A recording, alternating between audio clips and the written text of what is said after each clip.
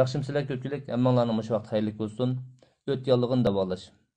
Ho'l uzumdan 100 gram yoki quruq uzumdan 30 gram, qora o'rikdan 7 dona.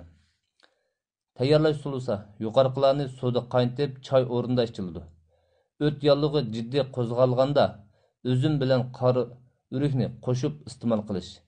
Agar kasallik qo'zg'almagan yoki og'rimagan bo'lsa, miqdorini muvofiq azaytib, qora o'rikdan 3 dan 5 dona yeb berish lozim. Kunda bir vaqt yoki uda bir qancha kun va yoki kun aralab yeb bersimi bo'ladi. Üzümning tarkibida vitamin D mo'l bo'lib, o't kasalliklariga manfaat qiladi.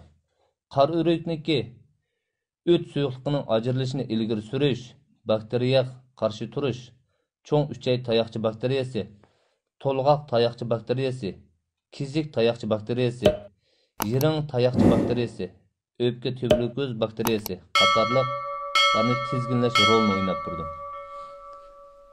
Mush o't yallig'i borlaringlar, mushni qo'llanib baqsanglar bo'ldi do'stlar. Manfaat qilib qolsa ajab emas. Bir sinab baqsanglar bo'ladi.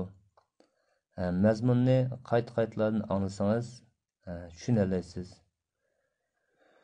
Do'stlarning unumli foydalanib qilish uchun ko'pchilik hammamiz birlikda tarqitib qo'ygan bo'lsak, guanjo qilmaganlar bir guanjo qilib olgan bo'lsanglar, yurak bermagan do'stlar bir yurak berib qo'ygan bo'lsanglar, yurak berishmi bir qo'llash bo'ladi. Sizlarning shu bergan yurakinglar orqali men yana texim yaxshi mazmunlarni tayyorlashga tirishib sizlarga sunib beraman.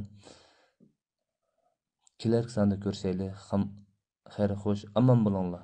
Guanjo qilaverishni qat'iy unutilib qolmanglar bo'lmasa, kelar sonda ko'rolmay qolsizlar. Tininglar salomat, shiringlar utuq.